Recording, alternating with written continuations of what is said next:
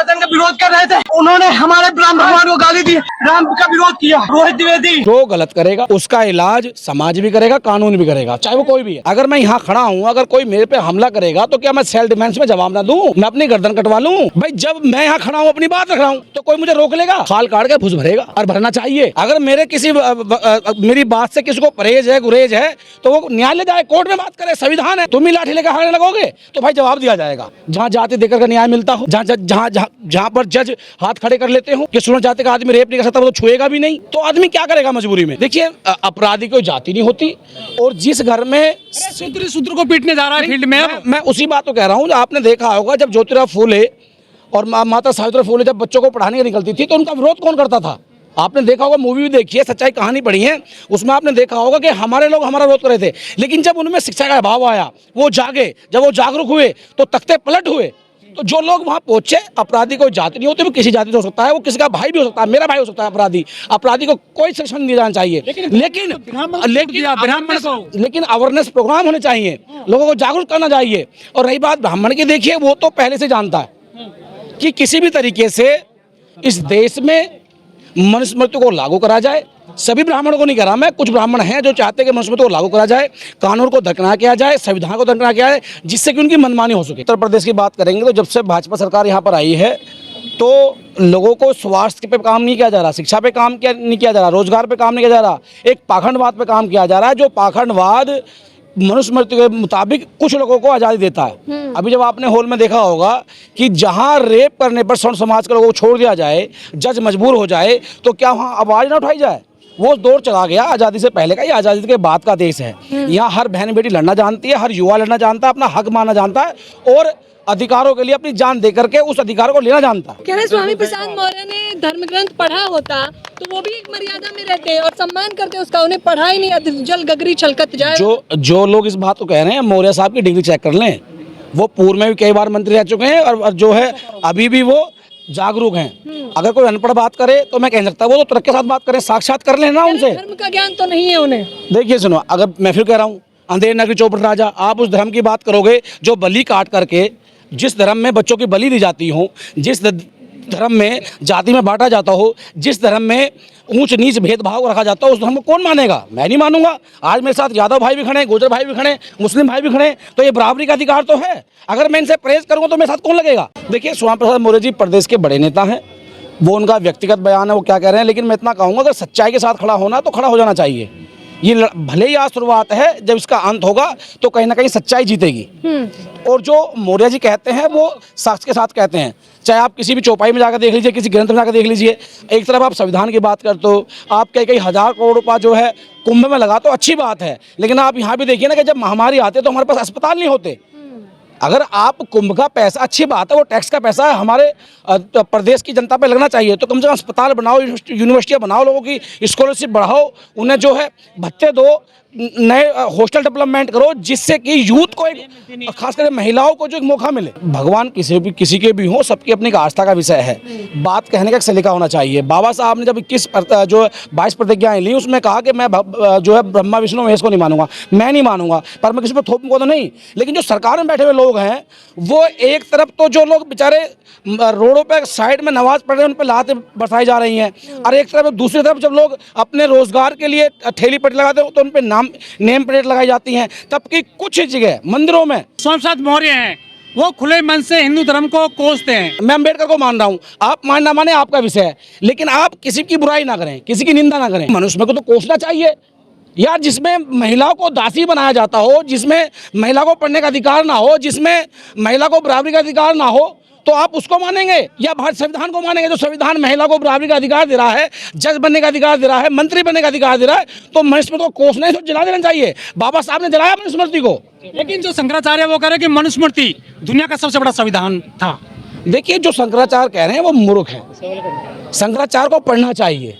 ये सिर्फ एक मंडली बना करके आप इस देश में गाते रहो, सरकार चेंज होंगी, सबके चिट्ठे निकल कर आएंगे। आप विदेश में क्यों नहीं कहते जाकर के? इस देश के प्रधानमंत्री जब विदेश में जाते तो कहते कि मैं बुद्ध की धरती से आया हूँ। इस देश के बड़े बड़े उद्योगपति कहते हैं कि ये तो बुद्धा की लैंड है, और जब इस देश में आते तो बात करते हैं एक पाखंडवाद की। पाखंडवाद क्या है? कि अगर टोना टोटका करने से कोई विजय हो जाए, किसी की बलि दी जाए, तो वो पाखंडवाद नहीं है। उसके लिए तो स्वामी विवेकानंद ने मना किया है, बाबा साहब ने मना किया है। आप किस पाखंडवाद की बात कर रहे हैं? लेकिन रवि साहब, इस बार 2 लड़के आए थे हमला करने के लिए स्वयं प्रसाद मौर्य पे, एक ब्राह्मण और एक यादव। यादवों की चोटी काटी गई थी। वीरांगना फूलन देवी की यह जयंती है, लोग कह रहे हैं कि बड़ा अच्छा उन्होंने अपना बदला लिया था, ऐसे ही होना चाहिए बेटियों को। देखिए, उस समय की परिस्थिति क्या थी, इस समय की परिस्थिति क्या है।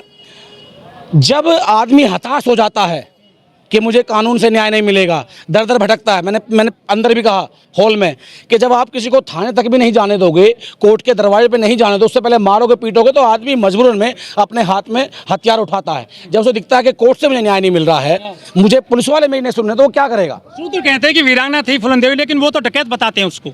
नहीं, जिसके लिए डकैत डकैत होंगे, मेरी तो पूजनी है। मेरी तो वो माँ के बराबर है, मेरी बहन के बराबर है। अगर मेरी बहन का कोई 20-20, 21-21 लोग 2-2 हफ्ते तक लगातार बलात्कार करेंगे, पुलिस अपना काम नहीं करेगी, न्यायालय तक बात नहीं पहुंचेगी, तो वो निर्णय लेना पड़ेगा और लेना चाहिए। घर घर में ना जरूरत है फूलन देवी जैसी बहन पैदा होने के लिए। आज बात करते हो, मैं हिंसा नहीं कर रहा हूँ, मैं अपने बहन बेटी के मान सम्मान की बात कर रहा हूँ। अगर किसी बहन का भाई बॉर्डर पे नौकरी कर रहा हो और वो बहन अकेले पढ़ने जा रही हो और उसको 4 मंजिलें छेड़े और वो थाने में जाए और उसकी सुनवाई ना हो, उसका रेप हो जाए, उसका मुकदमा फाइल ना हो, तो वो क्या करेगी? वो जवाब नहीं देगी। संविधान है, कोर्ट कचहरी, पुलिस है ना, कानून है देश में। तक कोई जाने दे ना, कौन जाने दे रहा है?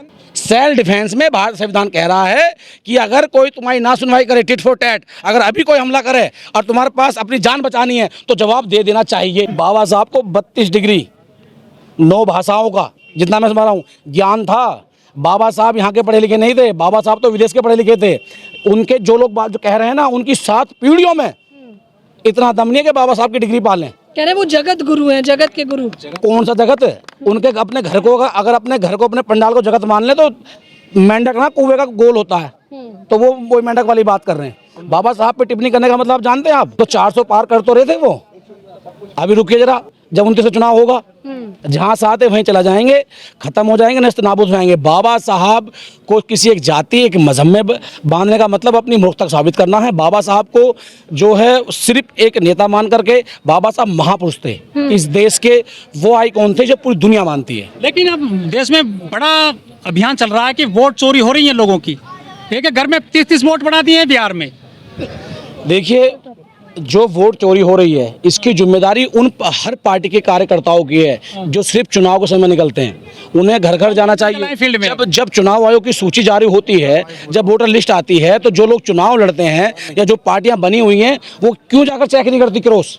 वो क्यों नहीं देखती? ये उन्हें करना चाहिए। सिर्फ जो है पैसे देकर के टिकट ला करके MP MLA नहीं बना जाता।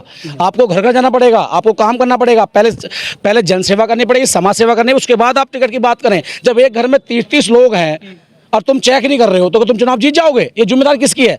मतलब ये जिम्मेदारी उस बेचारे जो 8 घंटे रिक्शा चला रहा है, बेलदारी कर रहा है, उसकी जिम्मेदारी है। वो तो अपनी वोट दे देगा, ये तो पार्टी का कार्यकर्ता की जिम्मेदारी है। कह रहे हैं कि बिहार में SC ST OBC वोट नहीं डाल पाएंगे, वोट कट गए हैं उनके, 65 लाख वोट काटे गए हैं। नहीं, तो जो वोट काटे गए उसमें चुनाव आयोग संज्ञान ले। आप माननीय सुप्रीम कोर्ट में जाएं, ना तो बाइकाट कर दें चुनाव का कि हमें वोट नहीं करनी है। आप ऐसी कह दो कि मनुस्मृति लागू हुई है, नहीं होगा चुनाव। लेकिन उससे बड़ी बात यह है कि जो हमारे विपक्ष के नेता हैं, ये सिर्फ चुनाव के टाइम पे क्यों जगते हैं? उससे पहले कहाँ चले जाते हैं ये लोग? एक शुरू में क्यों नहीं बोलते कि नहीं होगा चुनाव? बाबा साहब अम्बेडकर ने जब पहला चुनाव लड़ा, तो उन्होंने उनके लिए कह दिया कि हम तुम्हें सदन में आने नहीं देंगे और तुम्हारे लिए घुसने के खिड़की दरवाजे सब बंद कर देंगे। बहन जी 2 मिनट का सुनिए आप, ठीक है? नहीं तो तुम्हारे खिड़की और दरवाजे सब बंद कर देंगे।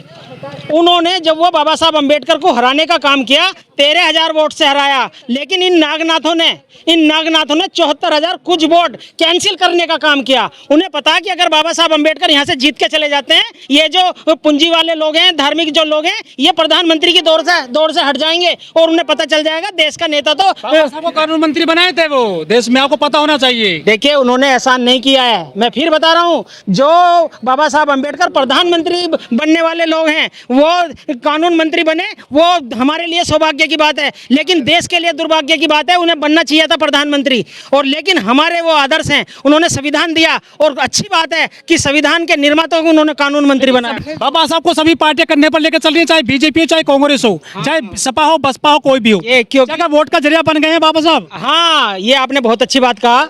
बाबा साहब वोट का जरिया नहीं बने हैं, बाबा साहब को मानने वाले लोग वोट का जरिया बन गए हैं। क्यों? उन्हें ये लग रहा है कि जो लोग बाबा साहब को मान रहे हैं, उन लोगों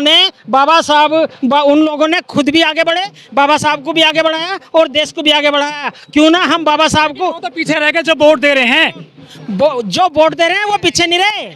मैं बता रहा हूँ आपसे, वो ये पीएम बन पाया कोई आपका आदमी आता? तो मैं बताने वाला हूँ भाई, हमारे जैसे लोग पीछे क्यों रह गए? जब हम वोट डालने गए, हमने दी तो ईवीएम को वोट अपने एक दूसरे कैंडिडेट को, लेकिन वो हमारे क्या नाम है, बेकार के प्रधानमंत्री। तो भाई ईवीएम को हमारे जो ठगने का काम कर रहे हैं ना, वो इसी वजह से कर रहे हैं कि उन्हें पता है कि अगर इस भारत के अंदर कोई समर्थ, कोई सामाजिक, शैक्षिक, राजनीतिक और धार्मिक अगर कोई सशक्त लोग हैं तो वो ये जाटो कम्युनिटी सशक्त है, और इन्हें तोड़ा केवल बाबा साहब अम्बेडकर को अपना के जा सकता है, उनके खिलाफ होकर नहीं जा सकता। आपको पता है ये बाबा साहब के, एक मिनट, ये बाबा साहब के मानने वालों को जेल में तो डाल सकते हैं, लेकिन जहाँ पे बाबा साहब अम्बेडकर की उंगली टूटती है ना, जहाँ पे उंगली टूटती है वहाँ पे प्रशासन भी, शासन भी सब हिल जाता है और वहाँ पे खड़ा कर देता है वही शासन प्रशासन। एक मिनट, वही शासन प्रशासन 24 घंटे को तो छोड़ दो, 24 घंटे तो बहुत दूर है, 2 घंटे के अंदर आनन फानन में वो उंगली पे पैदा कर देते हैं, वो बाबा साहब अम्बेडकर की प्रतिमा। क्यों से आपका पेट नहीं भरेगा? मूर्ति बहुत सारी लग गई बाबा साहब की पूरे देश और दुनिया में। बाबा साहब अम्बेडकर ने कहा है कि आप मुझे मूर्ति में न देखें, लेकिन हम उन्हें ये बता देते हैं कि बाबा साहब अम्बेडकर को हम मूर्ति में नहीं देखते, लेकिन आपकी मानसिकता उनको खिलाफ देखने की है, हम तुम्हारी उन मानसिकता के खिलाफ हैं।